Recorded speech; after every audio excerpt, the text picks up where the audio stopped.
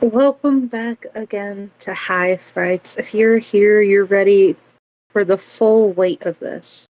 We're not just skimming the surface today, we're going deep into the sewers. We're talking about Jeffrey Epstein. But most importantly, we're talking about the system that fed him. This is a story about a man who realizes that his highest elections of power, information, is more valuable currency than gold. And the most compromising information involves the most horrific crimes.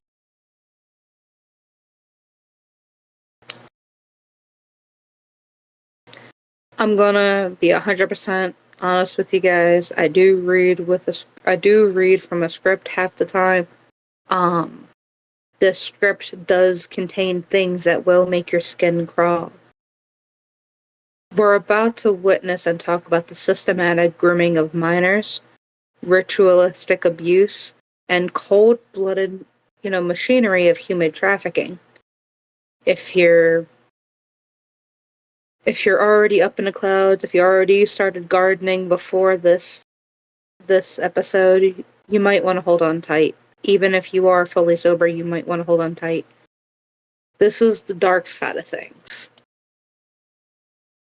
Content warning before we even begin. This episode of High Frights contains detailed amounts of sexual violence, child abuse, human trafficking, and systematic exploitation.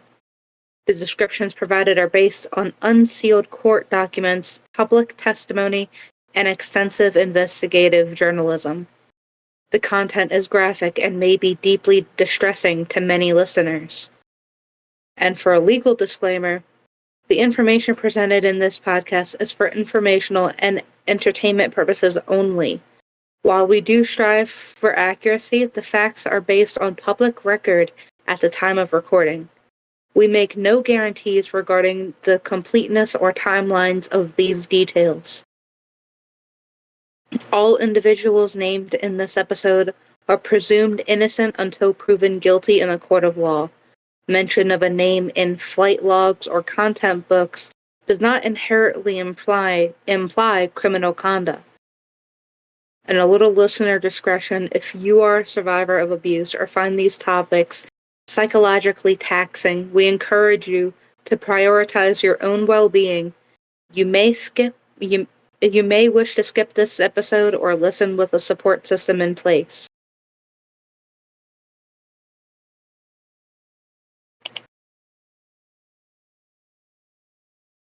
Now let's look at the early red flags. In 1974, the Dalton School, Epstein is teaching physics and math. He's about his early 20s, wearing silk shirts unbuttoned to the chest. He wasn't just a bad teacher, he was a hunter. He was known for bringing female students into his office for private tutoring. He gets fired, and within weeks, despite no finance background, he's at Bear Stearns. But how? The answer is Alan A. Greenberg. Epstein had a way of finding people with holes in their souls. But the real meat is Leslie Wexner. In the late 80s, Wexner gives Epstein a total power of authority. Epstein starts living in Wexner's $77 million New York mansion. He starts flying Wexner's planes. There are rumors that Epstein used his connection to Victoria's Secrets as a quote-unquote casting coach, promising young girls modeling careers only to trap them in his orbit. He was using the world's most famous lingerie brand as a recruitment funnel.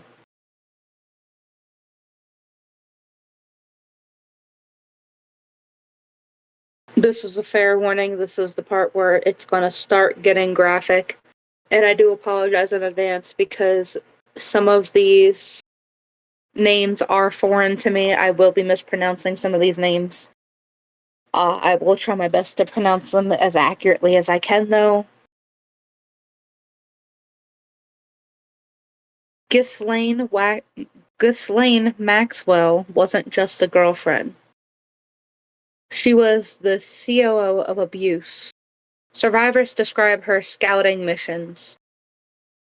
She would go to high schools, spas, and even Palm Beach School of Arts. She would look for girls from broken homes, girls who needed $200 for a phone bill or just a new pair of shoes. The quote-unquote massages. This was the code. The girls were told they were getting paid for massages.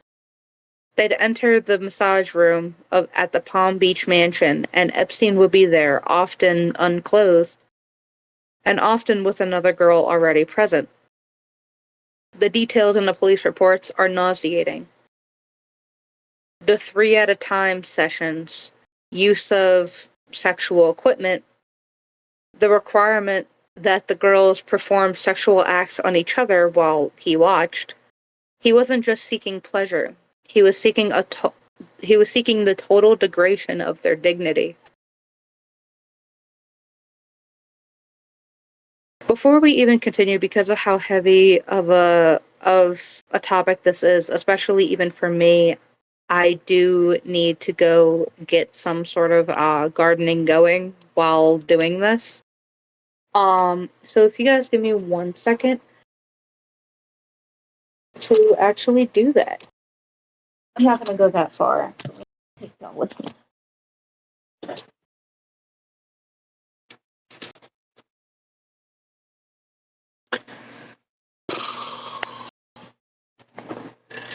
If you guys want to, you can later on put your own thoughts and comments and feelings in the comment section below. Though I do not encourage any negative things being said on anyone's part, because again, even though all of these are public records, like I said, everyone is innocent until proven guilty in the court of law. Or at least that's kind of how it goes in the US.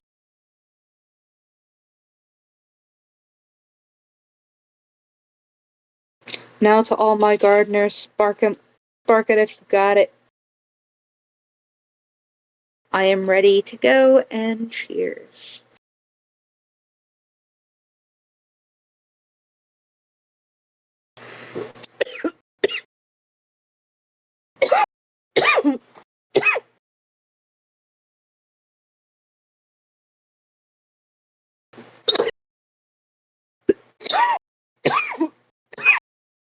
Oh, gee, they ain't doing it.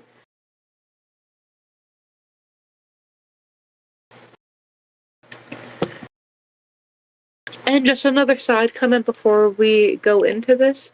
Here's a quick question. Why don't you guys comment below? What type of gardening tools do you guys use? I use my lovely little bubbling tool.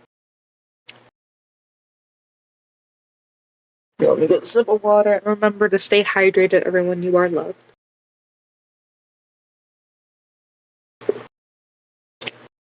Now back to the case. Let's go to Little St. James. The locals called it, I cannot say that word on YouTube, so PDF file island. This is where the world's elite would go to quote unquote unwind. The 2024 unsealed documents gave us names we suspected, but with terrifying context. Virginia Giuffre's testimony is the core. She describes being loaned out like a piece of equipment. She names Prince Andrew. She describes the infamous photo in London, but also describes being forced into sexual encounters with him on the island and in New York. She describes Stephen Hawking, yes, the physicist, being present on the island during, and I quote, underaged, I again cannot say that word on YouTube, underaged group parties. Yeah. Why? Because Epstein loved to, quote unquote, collect geniuses. The science. Epstein had eugenist obsession. He wanted to seed the human race with his DNA. He had plans to turn his Zorro ranch in Mexico into a baby farm, where he would impregnate dozens of women at a time to create a superior lineage. This is straight up comic book villain territory, but it's in the court records. If you don't believe me, check it out yourselves. Oh boy, we're falling down a rabbit hole with this one. In 2008, the FBI had him dead to rights. 36 victims, a 53-page indictment. He should have died in prison then. Instead, Alexander Acosta, a U.S. attorney, signs a non-prosecution agreement. Epstein pleads guilty to one count of soliciting a minor. He serves only 13 months in a private wing of a county jail where he's allowed to leave for 12 hours a day to, quote-unquote, work in his office. He was literally running his trafficking ring from jail.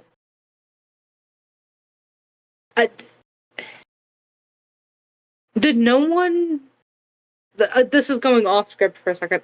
Did no one think to like watch this guy while working? Did no one think to maybe send his like maybe a corporate officer out, or maybe like a bodyguard or someone out to monitor what he's actually working on? Did no one think of that? I'm sorry. Back to the script, sorry. This deal was so corrupt that the federal judge later ruled it as illegal. But then why did it happen? Acosta famously told the Trump transition team that he was told to, and I quote, leave Epstein alone because he belonged to intelligence. Whether it was the CIA, Mossad, or something else, the implication was that Epstein was an asset, a honeypot. August of 2019, the MCC New York. Sorry.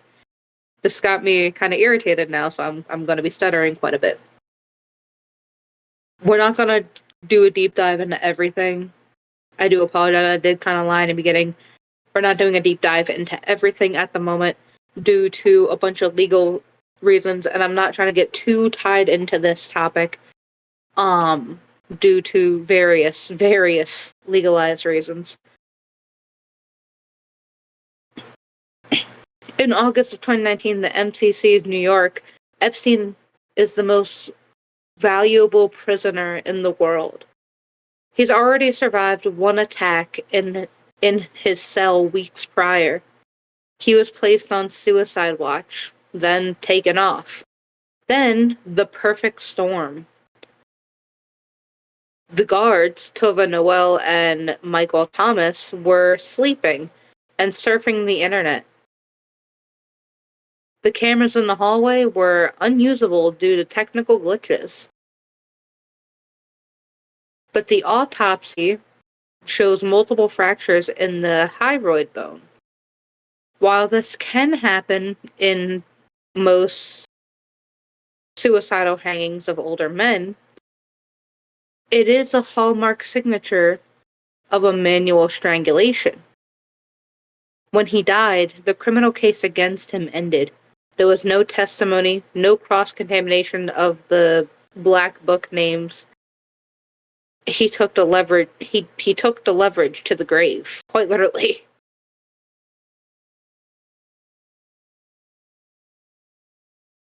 Ghislaine Maxwell is now serving 20 years.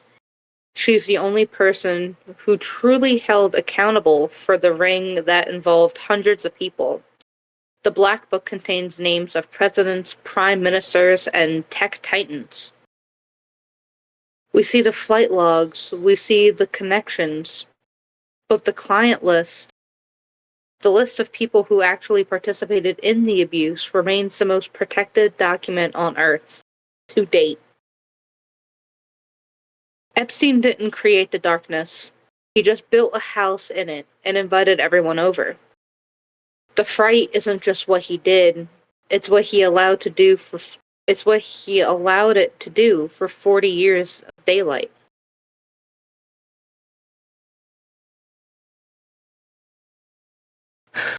Take a long walk after this one. You might want to get some air, and we'll be back next week with something maybe a little lighter.